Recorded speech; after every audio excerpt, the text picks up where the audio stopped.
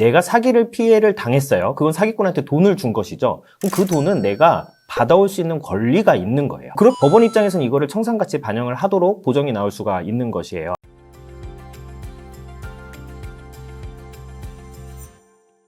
안녕하세요. 개인회생길잡이 김은천 변호사입니다. 오늘은 사기 피해를 입으신 분들 개인회생 진행 많이 하시는데요. 사기 피해를 입었을 때 개인회생을 진행하면 어떤 점을 유의해야 되고 어떤 서류를 준비하면 되는지에 대해서 종합적으로 이야기를 나눠볼까 해요. 사기 피해에 대해서 한번 좀 이야기를 해보면요. 기본적으로 사기꾼은 가장 많은 돈을 뜯어내려고 하거든요. 그렇기 때문에 처음에는 소액으로 시작해서 수익금을 일부 찔끔찔끔 주면서 추가적인 투자금이나 대여금을 요청하는 경우가 많아요. 내가 가진 재산에서 사기 피해가 발생하는 경우를 넘어서서 추가적인 대출을 받거나 지인한테 돈을 빌려서 사기꾼한테 전달하는 경우가 있어요. 그리고 이제 이게 사기 행위임을 알게 되었을 때는 이미 거대한 채무를 부담하게 되는 상태인 거죠. 이제 이런 상황에서 개인 회생을 문의 주시는 분들이 많은데요. 사기 피해자이기 때문에 내가 피해자니까 당연히 회생이 가능하다라고 생각하시는 분들도 있는데 그렇지는 않고요. 법원 입장에서 사기 피해자가 개인 회생을 진행을 하는 데 있어서 판단하는 거는 일반적인 요건하고 동일합니다. 채무자가 가진 재산보다 총 채무가 큰가,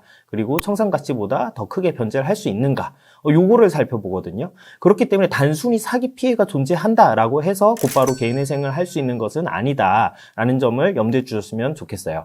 사기 피해를 입었을 때 그럼 개인 회생을 진행을 하는 법원에서는 어떤 점을 보게 될까? 내가 사기 피해자라는 게 중요하지 않다라면 과연 어떤 점을 볼까에 대해서 이야기를 해보면요. 법원이 궁금한 거는 피해자가 입은 피해 금원을 사기꾼으로부터 돌려받을 수 있는지가 궁금한 거예요. 왜 그러냐면 내가 사기를 피해를 당했어요. 그건 사기꾼한테 돈을 준 것이죠. 그럼 그 돈은 내가 받아올 수 있는 권리가 있는 거예요. 그런데 그 돈을 현실적으로 못 받아올 뿐이지 권리가 없는 것은 아니거든요. 그렇기 때문에 이것은 채권, 즉 재산으로 평가를 해야 되고 법원 입장에서는 이거를 청산가치에 반영을 하도록 보정이 나올 수가 있는 것이에요. 그런데 사기 피해자분들은 이거 내가 돈을 못 받는 돈이니까 개인회생을 하는 것인데 청산가치에 넣게 되면은 개인회생을 진행하는 실익이 없고 경우에 따라서는 개인회생 자체가 안 될 수도 있거든요. 이렇기 때문에 법원에서는 일단은 사기 피해자가 형사 고소를 진행하는 경우에는 법원은 회수 가능성이 실무적으로는 없다라고 판단을 하고 청산가치에서 제외하는 방향으로 진행을 하게 됩니다.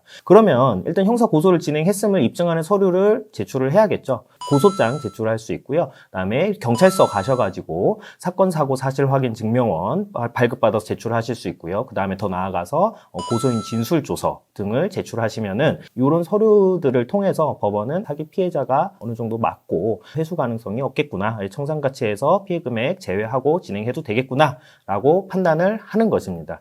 그런데 경우에 따라서 내가 사기 고소를 하지 않는 경우가 있어요. 피해자인데 왜 사기 고소를 하지 않을까라는 의문이 들 수도 있는데 이게 실익이 없는 경우가 있거든요. 뭐 대표적으로 해외로 이미 도망간 경우가 명확하거나 사기 피해자들이 너무 많아서 이미 고소를 당해서 실형을 살고 있는 경우가 있어요. 그럼 내가 이 사람 고소를 한다라고 해서 뭐 처벌이 이루어지는 거는 나한테는 큰 관심이 없고 금원을 받고 싶은 건데 피해 금원을 받을 가능성이 지금 없는 상황이죠. 그러면은 구태여 뭐 변호사 선임해서 비용 들어가면서 형사고소를 진행하고 싶지 않단 말이에요. 그런 상황에서 개인회생을 진행하게 되면은 고소한 사실을 입증을 하라라고 나오니까 이런 경우는 형사고소를 진행을 하는 방법이 사실 가장 간명하지만요. 그렇지 않다라고 할지라도 내가 피해 입은 사실들을 잘 소명해서 증거자료로 제출을 하면은 그런 부분들도 받아주게 됩니다. 만약에 그 고소한 사기꾼이 무죄가 나오게 될 경우는 어떻게 되는 건가요?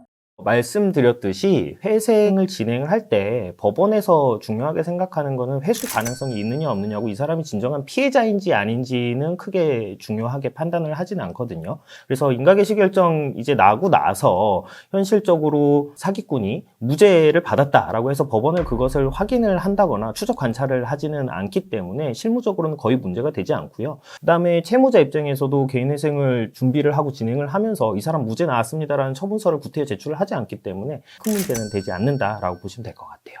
그러면 이제 합의 과정을 통해서 합의금을 수령하게 되면 회생에 어떤 변화가 좀 있을까요?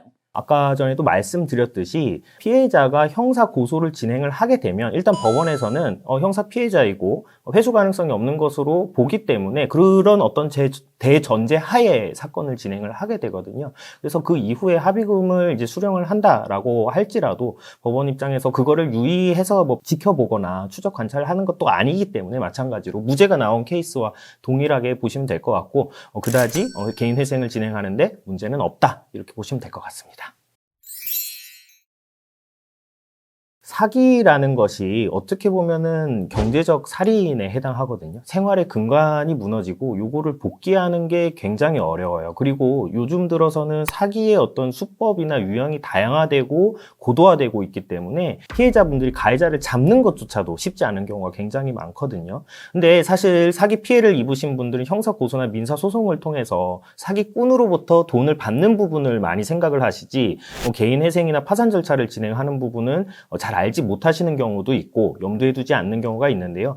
이번 영상 참고하셔서 개인 회생이나 어떤 파산을 통한 피해 회복도 충분히 가능하기 때문에 적극적으로 검토해 보시기를 권해드리고 싶습니다.